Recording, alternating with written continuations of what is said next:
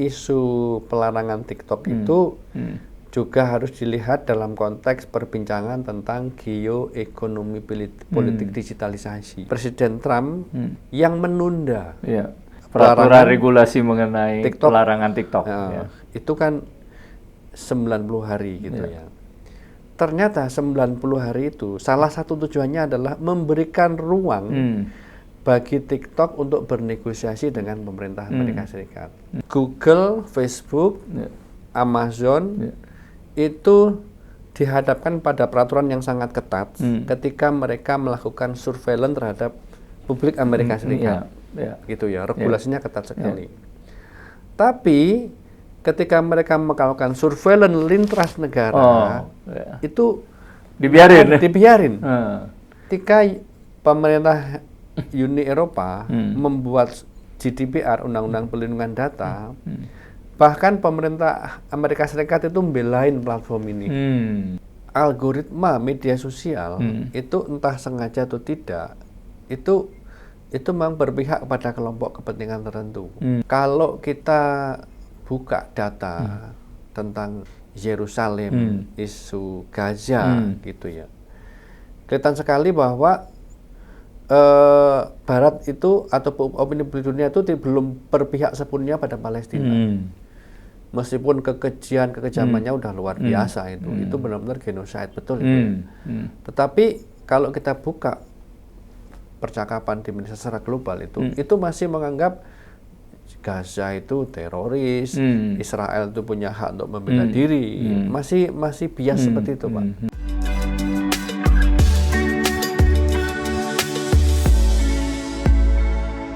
Halo, jumpa lagi kita dengan Podcast 9, sebuah podcast yang mendiskusikan mengenai problem-problem, berita-berita, dan pemecahan masalah publik.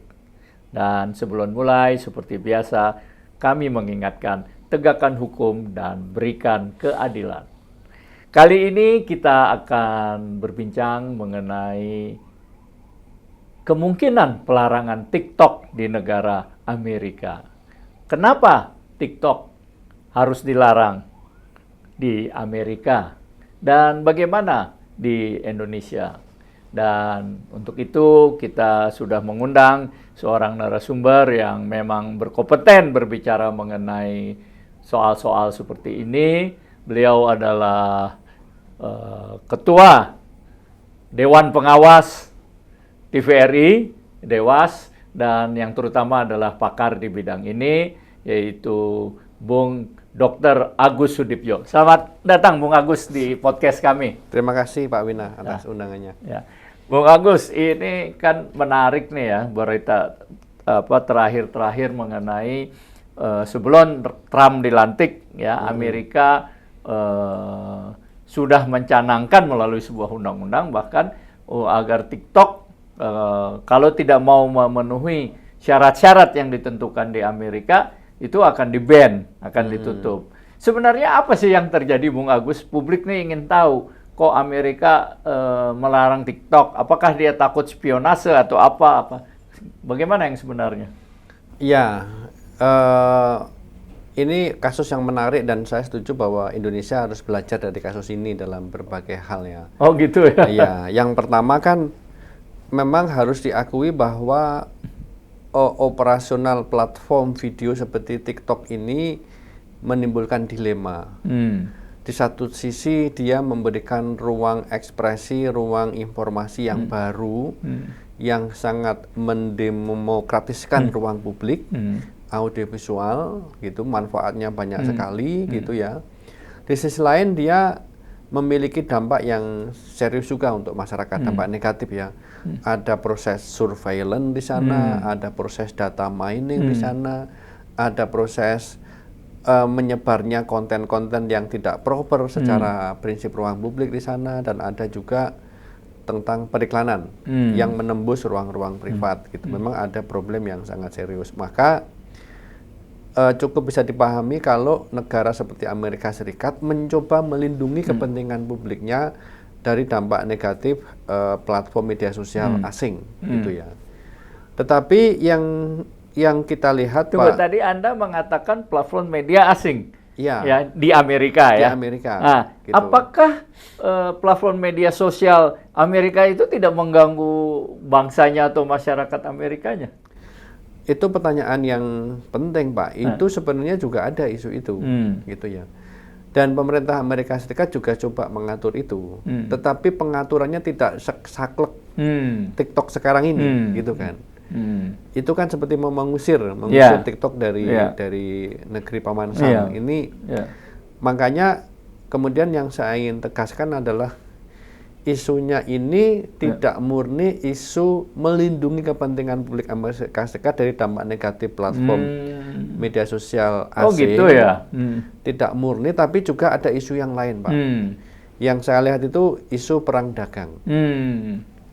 Ini tidak bisa dilepaskan bahwa dalam landscape global hari ini itu China sebagai kesatuan nasional itu mencoba mengimbangi dominasi platform media sosial Amerika Serikat, gitu ya. Platform media sosial global itu selama ini kan dikuasai oleh Facebook, gitu kan, Instagram, YouTube, X, gitu kan, dan itu semuanya Amerika Serikat, gitu. Itu Instagram dengan Facebook udah jadi satu perusahaan ya sekarang, satu grup lah maksudnya, gitu kan.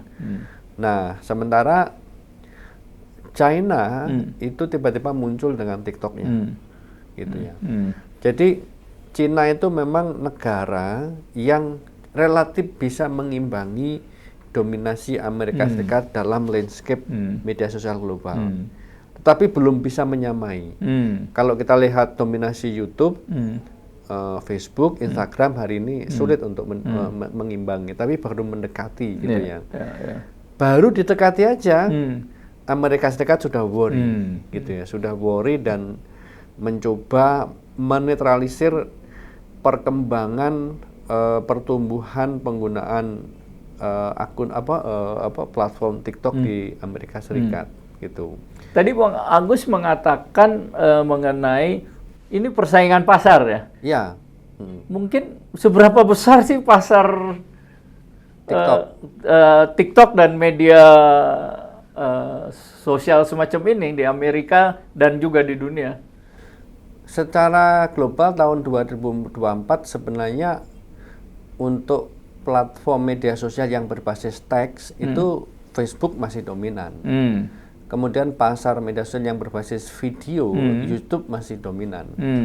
Tapi TikTok ini newcomer yang mengalami perkembangan luar biasa ya. Dalam penggunaannya itu luar biasa itu TikTok itu.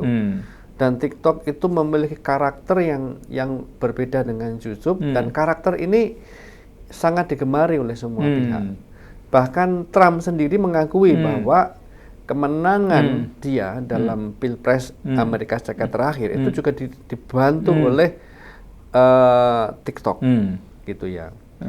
Dan rencana pelarangan TikTok di Amerika Serikat itu juga ditolak oleh kalangan civil society, kalangan pengguna TikTok yang sudah terlanjur diuntungkan oleh penggunaan TikTok di US sendiri, gitu ya. Jadi ini bukan satu keputusan yang diterima oleh semua pihak di Amerika Serikat. Banyak kritikus, banyak civil society yang merasa keberatan.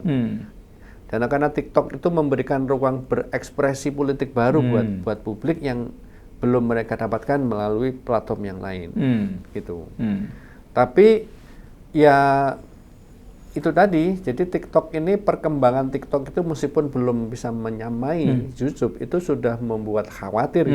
Itu baru ingin menyamai ya, baru mendekati ya. Baru mendekati menurut saya. Itu sudah membuat Amerika Serikat khawatir karena kan sebenarnya ini isu kepentingan publik berkelindan dengan isu ini ya, isu kepentingan bisnis. Berkelindan dengan itu kepentingan ekonomi nasional suatu negara, juga berkaitan dengan isu tentang kedaulatan digital, surveillance. Makanya Amerika Serikat itu nggak mau masyarakatnya disurveillance oleh kekuatan asing, gitu kan? Padahal perusahaan-perusahaan platform Amerika Serikat, Google, Facebook, Amazon, Apple, Microsoft, itu juga mensurveillance negara lain. Ya, itu yang mau saya tanya. Harusnya kan ada timbal balik ya. Iya. Kalau dia melakukan itu, mereka juga harus membuka ruang itu. Iya, makanya kalau saya lihat dalam isu dalam studi komunikasi yang disebut sebagai studi tentang platform global, itu menunjukkan studi ini menunjukkan bahwa Amerika Serikat menggunakan standar ganda dalam melihat platform-platform global, khususnya media sosial, e-commerce dan mesin pencarian dalam beroperasi secara global. Jadi Amerika tidak hanya menerapkan standar ganda di dalam politik, di dalam hak asasi, dan lain-lain, juga di dalam platform digital, gitu ya, Bung Agus? Ya, misalnya gini Pak, Google, Facebook, Amazon, itu dihadapkan pada peraturan yang sangat ketat ketika mereka melakukan surveillance terhadap publik Amerika Serikat. Gitu ya, regulasinya ketat sekali. Tapi ketika mereka melakukan surveillance lintas negara, itu dibiarin, Pak. Ketika pemerintah Uni Eropa membuat regulasi yang ketat, GDPR, Undang-Undang Perlindungan Data, bahkan pemerintah Amerika Serikat itu membelain platform ini, gitu. Padahal GDPR yang berlaku di Uni Eropa itu juga sudah mereka berlakukan di negara Amerika sendiri. Gitu. Memang di situ double standar. Jadi pemerintah Amerika Serikat membatasi surveillance yang dilakukan oleh Google, Facebook, Amazon terhadap publik Amerika Serikat, tapi mereka dibiarkan, bahkan didukung menurut saya. Dan kalau ada yang membatasi negara lain, Uni Eropa misalnya, mereka melawan, marah ya Pak? Melawan. Dianggap sebagai persoalan G2G, bukan B2B lagi, gitu. Itu selalu begitu. Makanya sebenarnya menurut saya ini isu pelarangan TikTok itu juga harus dilihat dalam konteks perbincangan tentang geoekonomi politik digitalisasi. Maksudnya gimana tuh, Bung Agus? Ya bahwa sebenarnya dan itu terbukti kemudian apa yang terjadi hari-hari ini, Pak. Kan Presiden Trump kan mengeluarkan apa ya namanya itu executive order atau apa gitu yang menunda 90 hari ya, 3 bulan peraturan regulasi mengenai TikTok, pelarangan TikTok. Itu kan 90 hari gitu ya. Ternyata 90 hari itu salah satu tujuannya adalah memberikan ruang bagi TikTok untuk bernegosiasi dengan pemerintah Amerika Serikat. Dan negosiasinya itu salah satu utamanya adalah TikTok harus bisa mau memberikan kepemilikan saham TikTok itu yang beroperasi di Amerika Serikat itu harus diserahkan kepada entitas bisnis lokal di Amerika Serikat. Gitu. Itu apa mungkin tuh Bung Agus? Amerika kan negara katakanlah quote and quote tanda kutip liberal ya kan. Betul. Dan pemerintah di dalam filosofi itu tidak ikut campur ya harusnya kan. Betul. Kok tiba-tiba dia ya menekan tanda kutip juga supaya diserahkan. Itu satu ya. Apakah ini mungkin, dan kedua apakah Cina mau kalau begitu? Betul. Gitu? Makanya tadi kan jawabannya memang Amerika Serikat dalam isu ini double standard gitu Pak. Jadi dalam beberapa hal mereka sangat liberal, intervensi negara diminimalisir terhadap pasar, tapi ketika menyangkut tentang national pride gitu ya, kepentingan nasional, digital sovereignty, kedaulatan digital itu, ya mereka tidak liberal lagi. Intervensi negara itu mereka benarkan. Artinya kepentingan negara ini kan bukan hanya sekedar perlindungan publik, tapi juga bisnisnya itu tadi yang Anda bilang itu. Bisnis, karena sebenarnya ujung-ujungnya bisnis memang. Ujung-ujungnya adalah bagaimana Amerika Serikat ingin memastikan surplus ekonomi digital yang ada di Amerika Serikat itu ya dimaksimalkan pemanfaatannya, penyerapannya oleh entitas bisnis Amerika Serikat sendiri. ini kan TikTok ini kan tiba-tiba hadir gitu kan.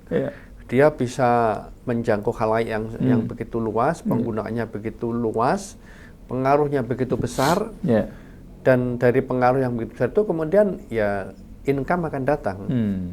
Gitu. Sebenarnya kalau itu income-nya melalui apa ya, Bung Agus? TikTok. Iya. Income-nya pasti pertama melalui periklanan ya. Melalui periklanan. Juga melalui layanan-layanan yang berbayar. Gitu.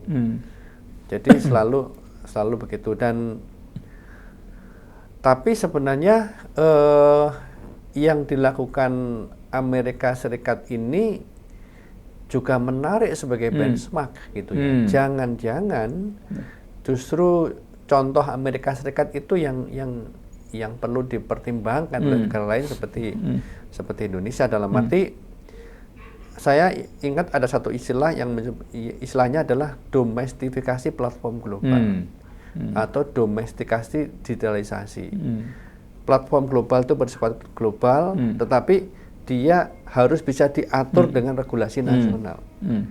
Sehingga satu negara itu bisa memastikan bahwa benefit dari beroperasinya platform media sosial secara politik, bisnis, budaya, itu ya dimanfaatkan secara nasional, jika diserap secara global. Nah itu saya kira dalam hal kebijakan yang begitu keras kepada platform asing ini bukan pertama kali, Pak. Uni Eropa sudah berapa kali, negara seperti Australia juga melakukan. Nah, kalau Amerika jelas nih ya, kalau dari penjelasan Bung Agus bahwa ada persaingan bisnis dan dia mau selalu dominan ya, Amerika.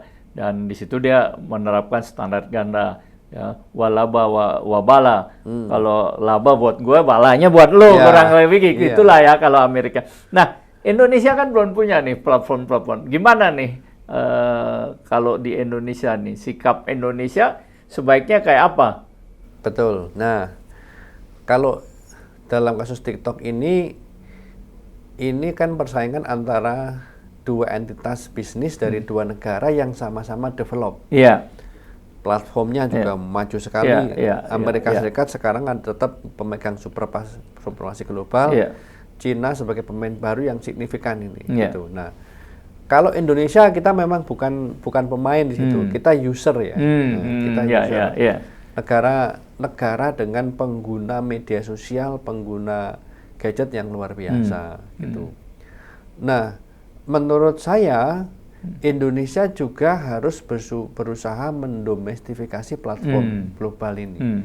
Termasuk platform punya Amerika, bukan hanya Cina juga, TikTok juga. Iya, gitu.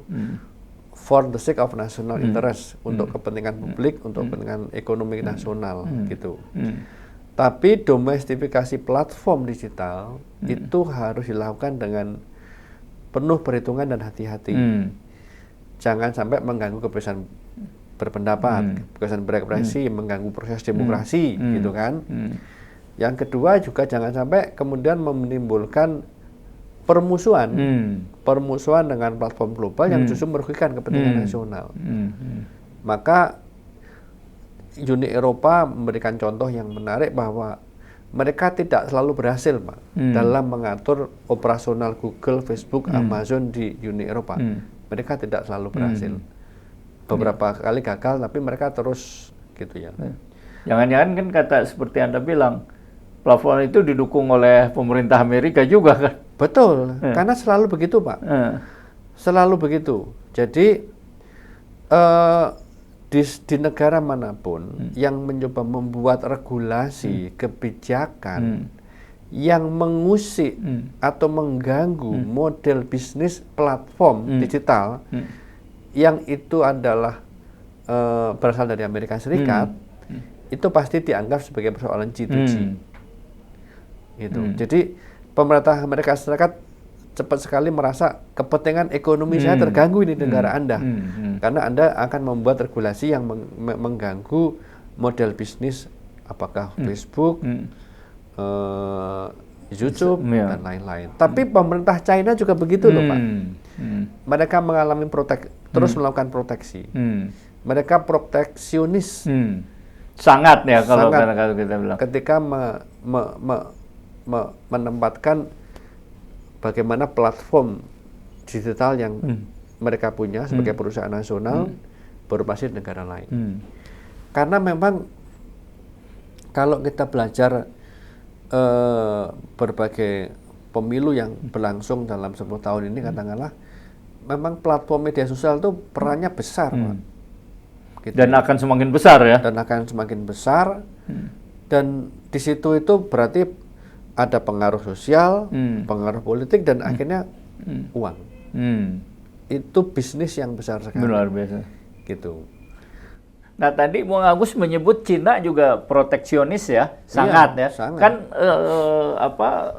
banyak produk Amerika nggak bisa dipakai di sana ya, misalnya betul. iPhone atau WhatsApp yang itu kan nggak Iya. bisa, dia pakai WeChat ya kalau nggak salah ya. Betul. Nah, menjadi menarik nih antara Amerika dengan Cina kan. Oh iya. Cina juga melindungi melindungi diri dan membatasi Betul. sekali kan. Amerika nggak boleh, keras sekali saya lihat di sana, nggak bisa, di-ban semua. Nah, tapi dia juga mau masuk ke Amerika gitu ya. Oh iya. Sementara Amerika mau melindungi dan mau masuk juga ke negara lain. Gimana nih geopolitiknya atau global ininya?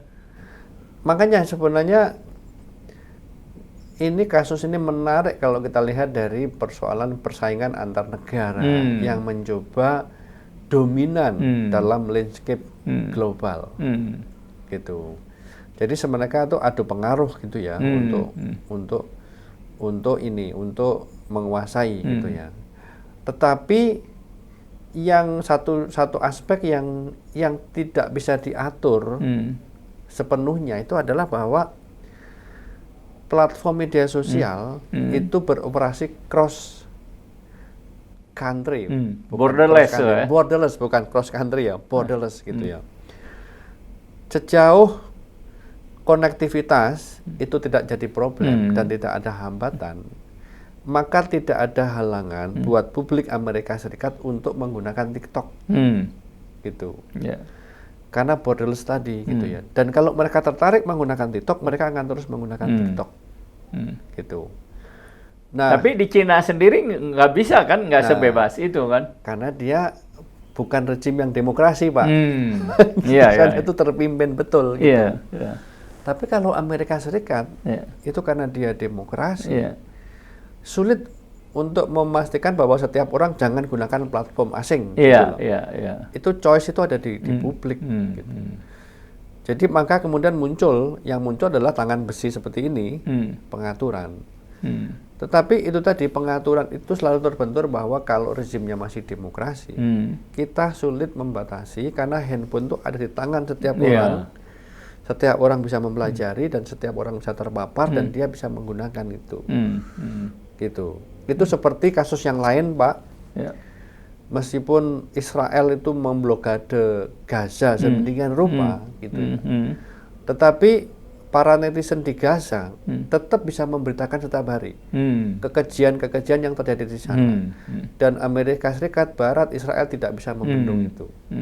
Karena meskipun listrik dibatasi, akses internet dibatasi, tapi tidak bisa mematikan sepenuhnya itu. Gitu. Jadi itu novelty dari teknologi media sosial itu ya. Dia sulit sekali untuk dikendalikan, kecuali dalam rezim yang otoriter ya, yang non demokrasi gitu. Itu pun juga masih tidak selalu berhasil untuk dibendung ya. Ya ini sekarang Amerika Serikat sebagai pemegang supremasi platform global digital itu tidak bisa mencegah pertumbuhan penggunaan TikTok yang begitu luar biasa juga di. Dan kalau dia melarang terlalu keras, dia berhadapan dengan publik sendiri itu yang sudah menikmati berbagai layanan TikTok itu. Gitu. Nah, kalau melihat itu ya, kemudian apa yang mungkin terjadi, Bung Agus? Apa penyelesaian apa Amerika dan Cina ini? Nah, itu yang menarik Saya kira, saya yakin nanti formula penyelesaiannya adalah TikTok bersedia bernegosiasi dengan pemerintah Amerika Serikat soal tadi. Jadi pengalihan saham kepemilikan TikTok, bukan TikTok global Pak ya, TikTok Amerika Serikat kepada entitas-entitas bisnis nasional. Saya kok yakin akan muncul penyelesaian itu, negosiasi gitu seperti ya. itu ya. Karena saya yakin TikTok juga akan berpikir mungkin akan merugikan kalau dia itu pull out sama sekali dari US. Dan US juga saya yakin mereka juga bisa merasa wah, TikTok ini sebenarnya juga menguntungkan buat ini, buat publik, buat bisnis di Amerika Serikat sejauh tadi mereka diberi ruang untuk entitas bisnis Amerika Serikat diberi ruang untuk ini mengambil alih sebagian kepemilikan dari TikTok. Nah, gitu. Kalau memang polanya adalah demikian, apakah pola ini bisa ditiru oleh negara-negara lain, termasuk Indonesia? Nah, tergantung pada positioning, tergantung pada daya tawar masing-masing negara, gitu. Kalau Amerika Serikat kan posisi tawarnya kuat sekali, Pak. Mereka nggak buta teknologinya, mereka juga pasar yang besar, mereka juga penguasa opini publik global, gitu. Nah, kalau Indonesia, nah mari kita hitung, gitu kan? Kalau pangsa pasar besar sekali ya. Besar.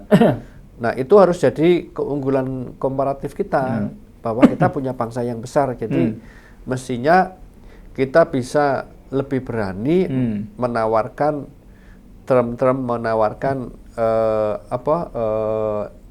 persyaratan-persyaratan ataupun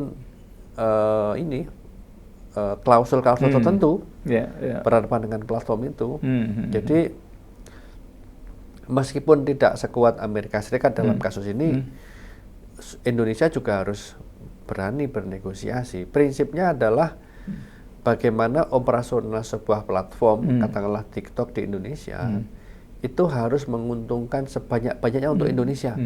Membuka lapangan kerja, menaikkan pendapatan fiskal, saham, kontennya sesuai dengan budaya Indonesia, mengembangkan Indonesia kreatif, mengembangkan demokrasi, dan lain-lain lah gitu. Jadi semangatnya bukan melawan, tapi yuk bernegosiasi sehingga keuntungannya bisa dibagi secara adil, gitu. Nah, tapi kan kita bisa nggak kalau misalnya terjadi deal antara Cina dengan Amerika, kita tinggal mereferensi saja. Bisa. Ya, itu Amerika lu kan menerapkan gitu, gue minta juga dong. Walaupun tadi bargaining power kita tidak sebesar Amerika. Betul. Ya. Saya yakin Pak itu akan jadi benchmark nanti. Selalu begitu. Jadi keberhasilan publish right di Australia itu jadi benchmark negara-negara lain meskipun nggak selalu berhasil. Sama nanti keberhasilan Amerika Serikat dalam mendomestifikasi platform TikTok itu akan jadi model di negara lain. Dan Amerika juga harus fair siap nanti yang jadi objeknya itu perusahaan-perusahaan milik Anda. Iya. Nah, apakah Amerika harus berhati-hati nih waktu negosiasi dengan Cina? Karena kan negara lain udah watching aja nih, tinggal nyaplok aja. Kita cuma ngikutin Anda kok. Anda berlaku gini, kita juga minta diperlakukan gini. Yang tadi Bung Agus bilang ini kan perusahaan Amerika yang ada di negara lain. Betul. Ya. Tapi biasanya Amerika Serikat bilang, oh ini kasusnya beda. Pasti begitu. Iya. Beda. Karena bargaining position dia. Dan dia penguasa opini publik memang. Nah, itu yang harus diantisipasi kalau kita ingin mengadopsi pendekatan Amerika Serikat dalam kasus TikTok ini. Gitu. Walaupun itu Bung Agus, saya melihat ada banyak pendapat mengatakan bahwa kehadiran digital ini mengurangi dominasi opini Amerika di dunia. Jadi udah mulai tersaingin. Kalau dulu kan mereka ada apa semua diyakinin. Sekarang kan bisa di counter, di apa gitu ya. Sehingga walaupun masih jadi opinion leader secara global, tapi apa benar mereka udah mulai tergerus juga pengaruh itu? Iya, jadi dalam beberapa kasus memang opini publik yang berkembang di media sosial itu sulit untuk dikendalikan. Gitu. Jadi tidak ada wacana tunggal yang adanya wacana yang diverse gitu, yang beragam gitu, dan memberikan peluang buat kelompok-kelompok lain yang juga mengembangkan opini publiknya gitu. Tapi pada kasus yang lain, Pak, dalam kasus yang lain itu kelihatan sekali bahwa algoritma media sosial itu entah sengaja atau tidak itu memang berpihak pada kelompok kepentingan tertentu. Maksudnya gimana tuh, Bung Agus? Misalnya begini, kalau kita buka data tentang analisis perbincangan percakapan media sosial hari ini secara global tentang isu Yerusalem, isu Gaza, gitu ya, kelihatan sekali bahwa Barat itu atau opini publik dunia itu belum berpihak sepenuhnya pada Palestina. Meskipun kekejamannya udah luar biasa itu benar-benar genocide betul itu. Tetapi kalau kita buka percakapan di media secara global itu masih menganggap Gaza itu teroris, Israel itu punya hak untuk membela diri, masih bias seperti itu, Pak. Gitu.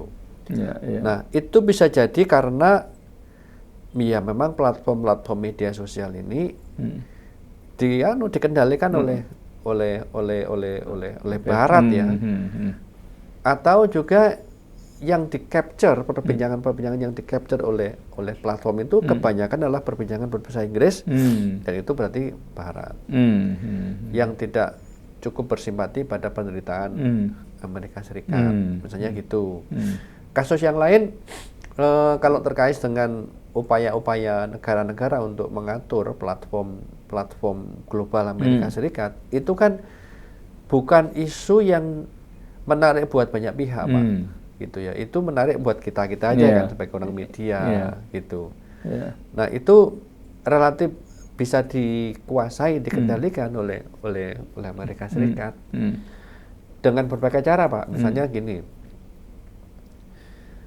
Kalau kita cek diskusi seminar tentang media sosial, tentang media sustainability, peran Google dalam jurnalisme macam-macam di Indonesia dalam 2 tahun ini di Jakarta gitu. Saya kok yakin sebagian besar adalah diskusi seminar yang secara langsung maupun tidak langsung dibiayai oleh platform itu. Gitu ya. Jadi itu cara-cara lama yang mereka lakukan dalam isu yang lain sebelum ini, Pak. Dalam isu ini juga gitu. Jadi mereka juga memiliki semacam proksi-proksi. Itu Bung Agus, kalau kita lihat kan misalnya artificial intelligence biasanya relatif netral. Tapi kalau tadi Anda sebut Palestina kok artificial intelligence itu sebagian berpihak ke sana gitu loh. Kalau kita minta pendapat, aneh juga itu. Iya, makanya itu bisa kesalahan bias dalam konteks programmernya. Itu programmernya itu adalah orang-orang yang memang sudah punya yang namanya manusia, Pak, sudah punya kecondongan. Bisa juga karena raw materialnya yang di capture untuk pembelajaran mesin itu adalah percakapan berbahasa Inggris yang notabene ya Barat. Gitu. Meskipun harus diakui artificial intelligence makin lama juga makin mampu untuk memperbaiki bias-bias seperti ini. Tapi dalam banyak studi yang saya ikuti itu jelas sekali artificial intelligence itu bias terhadap Muslim, terhadap black, kulit hitam, kulit berwarna, terhadap imigran. Itu bahkan itu juga terjadi di Amerika Serikat sendiri. Bagaimana layanan hukum, layanan kesehatan yang sebagian atau seluruhnya itu di drive oleh AI itu diskriminatif, Pak. Pokoknya kalau ada orang kulit hitam gitu ya cenderung datanya negatif. Gitu. Itu juga mencerminkan sebagian masyarakat Amerika yang begitu Iya, betul sekali. Terus layanan-layanan kesehatan gitu. Itu tidak helpful terhadap orang-orang kulit berwarna. Gitu dibandingkan yang orang-orang Amerika Serikat ya, yang barat gitu. Jadi rekrutmen ke pegawai diserahkan pada AI. Karena perusahaan otomotif, maka pegawai yang terekrut itu laki-laki semua. Karena dia bertolak dari universe perbincangan di mana dunia otomotif kurang lebih adalah dunianya laki-laki. Kayak gitu, Pak. Jadi bias-bias itu sampai sekarang masih menjadi masalah. Ada ya. Gitu. Oke, Bung Agus, kan ini Cina pasti nggak diam aja dong. Iya. Ya, gua dipaksa di sana gitu. Satu, ya kan, walaupun nanti nggak tahu saya negosiasi. Tapi kan kedua, Cina juga harus akan bela diri dan akan balas dendam. Kira-kira apa yang terjadi nih? Apa yang bisa dilakukan oleh Cina terhadap Amerika? Nah, ini pertarungan yang akan lama, Pak, dan akan terjadi beberapa babak gitu ya. Dan pasti nanti jadi gini, jadi dalam konteks perang dagang, isu platform media sosial nanti itu berkelanjutan dengan isu-isu ekonomi yang lain, gitu ya. Kan sebenarnya pasar Amerika Serikat itu sudah lama menjadi sasaran penetrasi produk-produk dari China, bukan hanya TikTok ini, macam-macam, macam-macam itu. Nah, sebenarnya Amerika Serikat juga tidak siap, Pak, kalau produsen China itu memblokade, nggak mau mensuplai lagi semikonduktor ke China gitu. Sebenarnya pasar Amerika Serikat juga nggak sepenuhnya siap gitu ya. Gitu ya. Udah tergantung dengan produk-produk Cina yang nggak jelek lagi sekarang, bagus-bagus, murah, applicable untuk berbagai kebutuhan gitu-gitu. Cina artinya menurut Bung Agus sudah merubah. Kalau dulu kan Cina tuh jelek, apalagi untuk produk yang canggih itu. Enggak. Sekarang udah berubah total ya. Yang saya dengar dulu Olimpiade terakhir itu di Prancis itu teknologi yang diproduksi oleh Cina itu mendominasi, Pak. Gitu. Kenapa? Ya karena buat panitia Olimpiade Prancis bagus, Pak. Bagus, applicable dan macam-macam. Mobil listriknya aja udah bagus tuh. Betul. Masuk ke Indonesia relatif murah dibanding Tesla misalnya. Pasarnya bisa hancur Tesla. Jadi makanya sebenarnya dalam negosiasi nanti itu isu TikTok ini tidak berdiri sendiri, Pak. Oke, misalnya ini TikTok, entitas lokal boleh nanam saham di sini, gitu kan. Tapi tolong ya Amerika Serikat mempermudah kami ya dalam bisnis yang lain, itu, Pak. Gitu. Ada bargaining ya? Iya, bargainingnya itu multisektor menurut saya. Selalu begitu, multisektor itu. Jadi tidak sesimpel yang dibayangin orang dong ya? Iya. Jadi perang dagang itu kan macam-macam kan. Jadi Amerika Serikat mengekspor apa ke China, macam-macam gitu kan. China mengekspor apa ke Amerika Serikat gini. Nanti kan akan dilihat itu. Surplus defisitnya kan. Iya, betul. Selalu kayak nanti waktu film Indonesia kita mau ban mengurangi lah ya dominasi film Amerika. Mereka kan bilang gandum kita, tekstil kita, segala macam akan dibatasin gitu ya. Nggak ada hubungannya sama film itu, tapi Pak. dianggap setimpal lah tindakan. Exactly, saya yakin akan begitu. Tidak hanya TikTok ini gitu loh. Jadi ini TikTok ini di Amerika hanya merupakan satu bagian aja dari perang dagang antara Amerika dan juga global dengan Cina gitu, Bung Agus. Iya, jadi hubungan dagang sekaligus perang dagang. Iya. Saya yakin kedua pihak itu menghindari perang dagang. Karena kalau perang dagang nggak ketemu, saling memboikot, itu nanti bahaya juga. Kita semua kena. Iya. Kita semua termasuk Cina. Jadi sebenarnya opini publik dunia, saya yakin Amerika Serikat sama China bisa bernegosiasi. Ya. Gitu. Memang kan Amerika paling takut juga sama Cina kan dari segi berbagai macam hal kan. Betul, Ya. betul. Itu banyak bond surat-surat berharga Amerika kan ada di perusahaan-perusahaan Cina yang notabene BUMN di sana. Kalau semua dilepas pada bersamaan, Amerika bisa mengalami kesulitan finansial juga itu. Ya. Makanya saya cukup yakin rencana Amerika Serikat untuk ini ya menghentikan operasi platform TikTok di Amerika itu nggak semudah itu, gitu. Itu berkelindan dengan berbagai isu itu. Panjang ini ya. Iya. Jadi Bung Agus tadi bilang nih pertandingan kalau tinju nih berbagai ronde nih. Betul, Ya. betul, Ya. betul. Nah, kalau di bawah Trump nih kan udah terjadi peralihan. Tadi Bung Agus bilang dan memang faktanya gitu. Trump merasa terbantu ya dengan kampanye TikTok. Nah, apakah ada sikap-sikap lebih melunak atau bagaimana nih, terutama dalam negosiasi bisnis? Iya, Trump itu kan pemimpin yang pertama dia tuh keras kepala, gitu ya. Tapi juga pragmatis sebenarnya, gitu ya. Saya yakin Trump akan pragmatis kok, gitu ya. Kalau TikTok itu memberikan banyak benefit untuk Amerika Serikat secara bisnis, secara komunikatif, ya dia akan membuka ruang untuk itu. Tergantung nanti negosiasinya seperti apa, gitu. Jadi Trump itu pemimpin yang pragmatis sekali. Pragmatisme seperti apa yang akan terjadi dalam kasus ini itu menarik untuk. Jadi ini persoalan menarik semua nih ya, Bung Agus. Iya. Jadi Trump itu kan biasanya tegas, keras gitu kan. Tapi kalau dan dia kan chauvinisme juga ya, nasionalis berlebihan ke Amerika ya. Tapi dalam hal ini bisa pragmatis sekali dia bisa.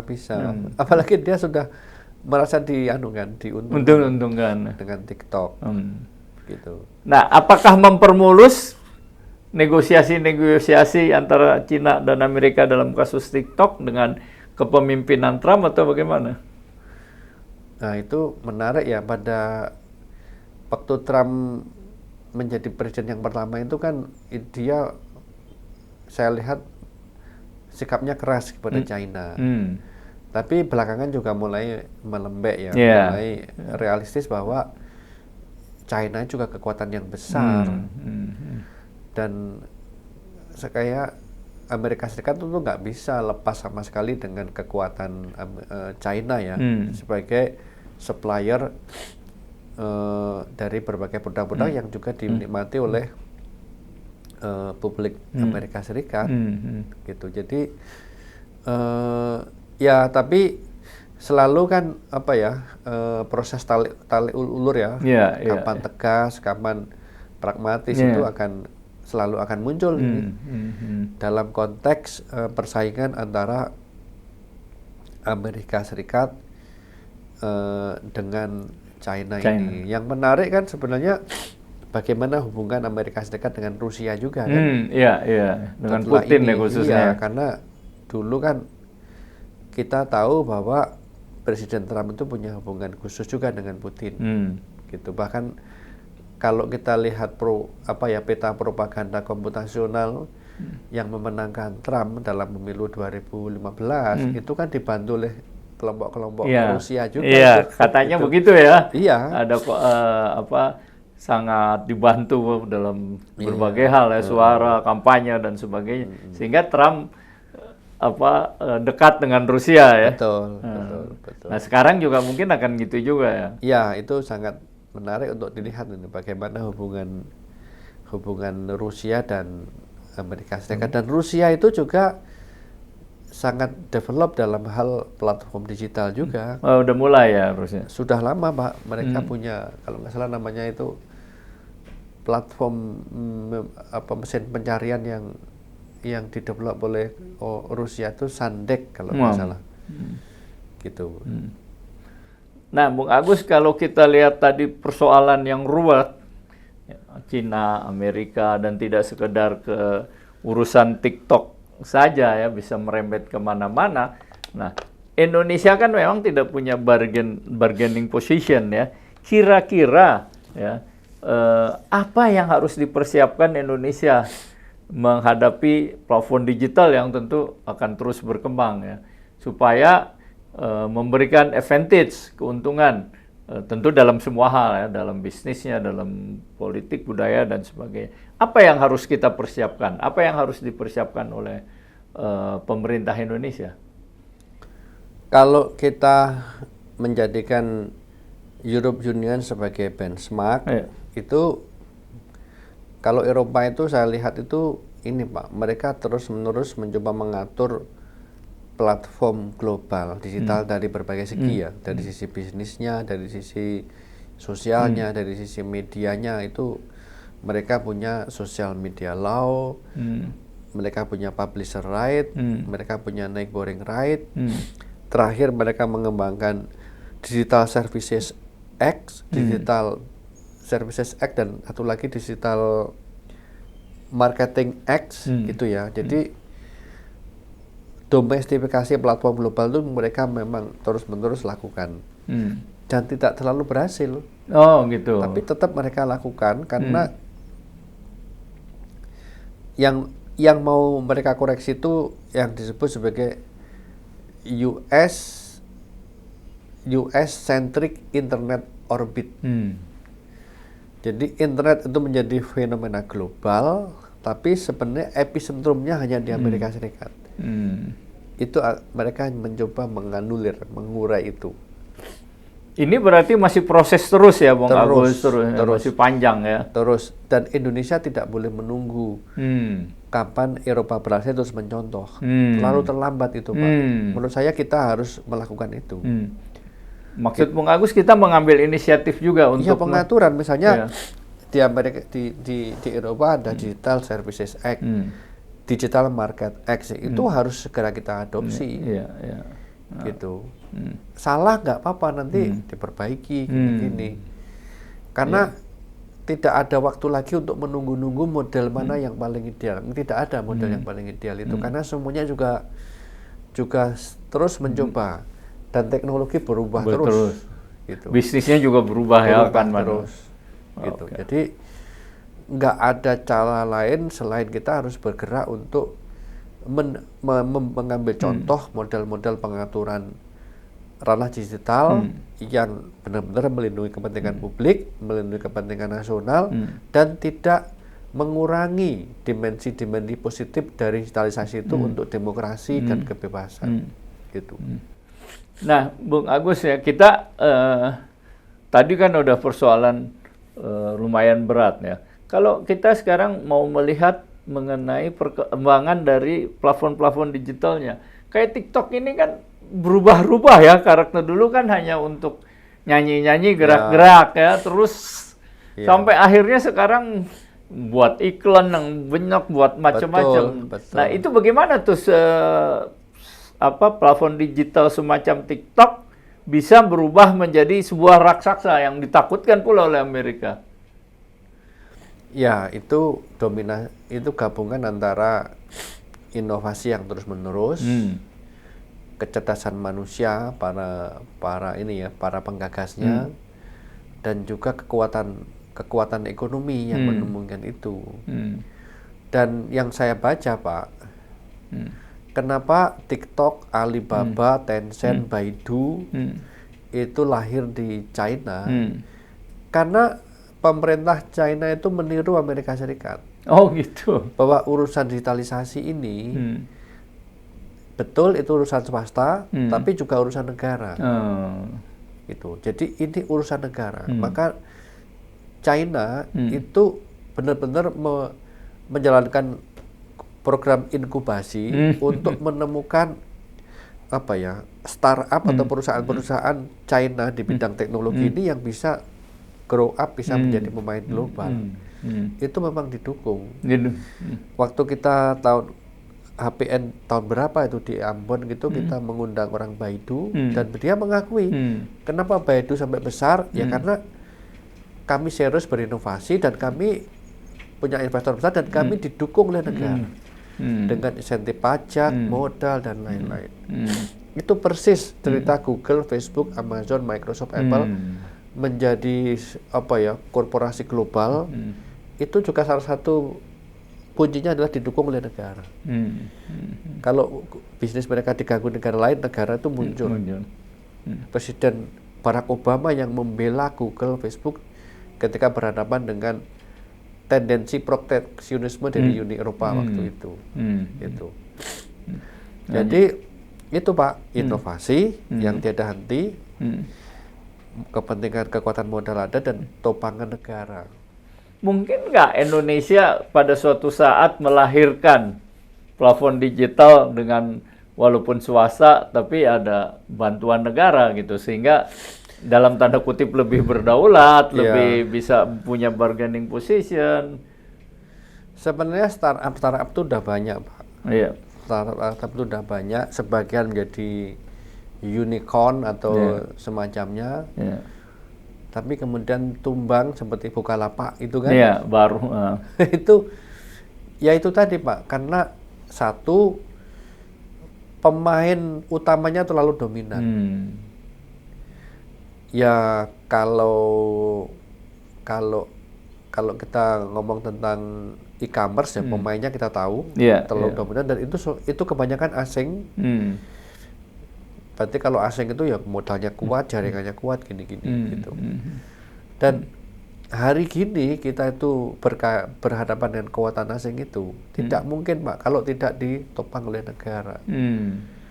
Negara memberikan proteksi, memberikan insentif pengurangan pajak, memberikan kemudahan modal, macam-macam. Kalau nggak ditopang hari ini tidak mungkin kita itu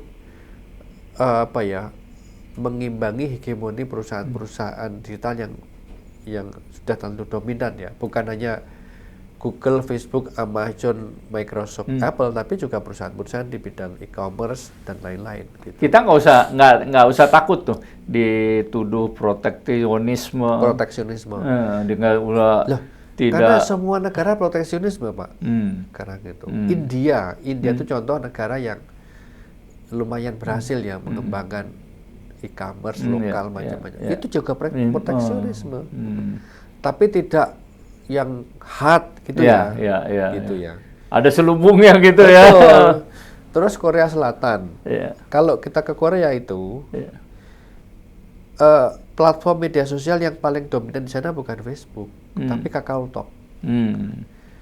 Mesin pencari yang dominan di sana bukan Google Search, tapi naver.com. Gitu. Kenapa begitu? Inovasi, saham, dan proteksi dari negara, Pak. Dilindungi betul, diberi investasi betul. Maka Google pasarnya di sana sampai 2-3 tahun yang lalu tidak lebih dari 40% Google Search itu. Yang paling dominan adalah naver.com. Gitu. KakaoTalk juga begitu. Dia yang paling banyak digunakan, yang paling populer di atasnya Facebook dan Instagram di Korea Selatan gitu. Jadi memang hari ini tidak ada negara yang tidak proteksionis Pak terhadap kepentingan ekonomi digitalnya. Gitu. Nah kalau melihat itu yang ke depan apa yang akan terjadi nih Bung Agus, baik di Amerika dengan Cina maupun secara global? Jadi ranah digital itu ranah yang penuh dengan uncertainty, Pak. Ketidakpastian ya. Gitu ya. Yang sering kita bahas kan terdisrupsinya entitas media nasional oleh mereka. Itu kan. Itu cerita yang terus itu jadi bahan cerita. Artinya itu juga terjadi di Amerika juga kan, di mana di seluruh dunia kan. Betul. Tapi yang tidak banyak dibahas itu adalah bahwa di antara platform itu pun saling mendisrupsi, Pak. Gitu ya. Jadi cerita layoff itu bukan hanya cerita media pers ya, mereka juga punya cerita layoff yang gila-gilaan, Pak. Iya. Mereka saling mendisrupsi. Gitu ya. Dan itu luar biasa, Pak. Luar biasa. Jadi dinamika di dalam perusahaan yang disebut sebagai Meta, Alphabet, Microsoft itu luar biasa. Jadi Bung Agus ini hampir seperti never ending story gitu ya. Betul. Ya. Betul, Pak. Jadi misalnya ketika Microsoft mengeluarkan ChatGPT gitu. Wah, itu kan Google kelabakan itu. Iya. Gemini yang belum advance pun akhirnya mereka launching Iya. Itu menarik, Pak. Iya. Jadi saya cukup yakin bahwa sehari-harinya Mark Zuckerberg itu hidupnya juga nggak nyaman itu. Iya. Karena dia berada dalam putaran yang terus berputar, sehingga model bisnis yang dia kembangkan yang sebenarnya established pun bisa setiap saat diganggu oleh para kompetitornya. Sekarang nggak ada lagi ya blue ocean bisnis yang tenang kayak laut itu, pasti hancur diganggu oleh kompetitor ya. Betul. Yang cukup stabil itu Amazon. Itu karena model bisnisnya dia itu unik ya, dan relatif tidak punya kompetitor yang ini. Yang mirip ya. Ya Cina punya, tapi belum sampai mengimbangi Amazon lah. Gitu. Nah, Bung Agus, tadi kan itu Anda menganalisis di lebih global. Kalau di Indonesia, apa yang akan terjadi menurut Anda ke depannya? Ya, tantangan kita itu sekarang bagaimana kita ini tidak besar hanya sebagai pasar. Sebagai user aja ya? User sebagai pasar produk-produk digital. Wah, itu kita itu negara yang sangat konsumtif, dan kita ini sangat menggiurkan buat platform manapun, platform media sosial, e-commerce, mesin pencarian, AI, kita ini sangat menggiurkan karena kita ini jumlah penduduknya besar, kelas menengahnya juga besar, sangat konsumtif terhadap internet, terhadap teknologi gitu. Ya, pembantu sekarang udah punya dua handphone, udah.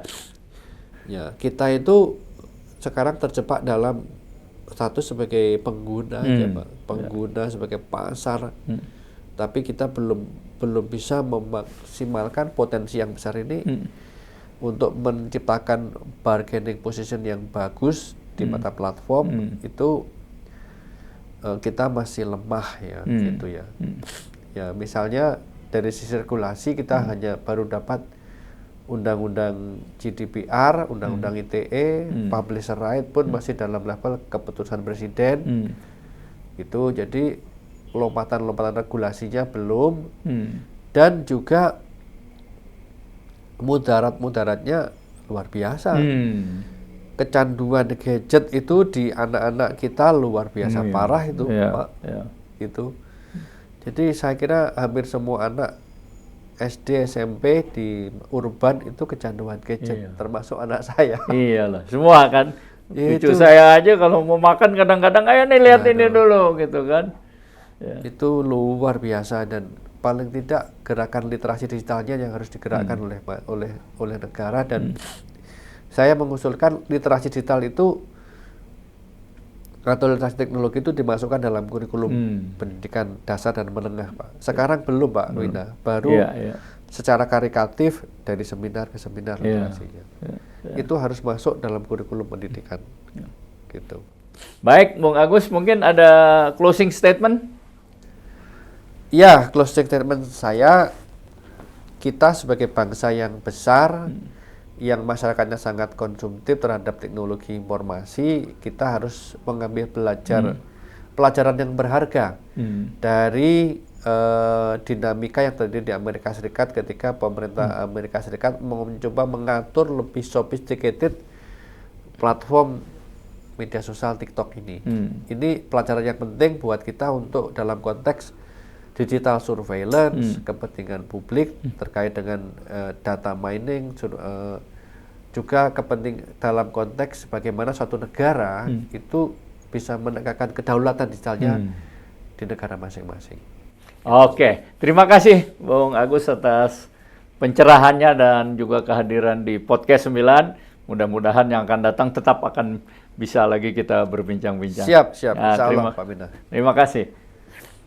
Demikianlah bincang-bincang kita, obrolan kita dengan Dr. Agus Sudipyo mengenai kemungkinan pelarangan TikTok di Amerika, tetapi ternyata bukan persoalan itu saja, melainkan melebar kemana-mana, dan Anda bisa menyimpulkan sendiri. Nah, sebelum mengakhiri, saya akan tetap mengingatkan, tegakkan hukum, berikan keadilan.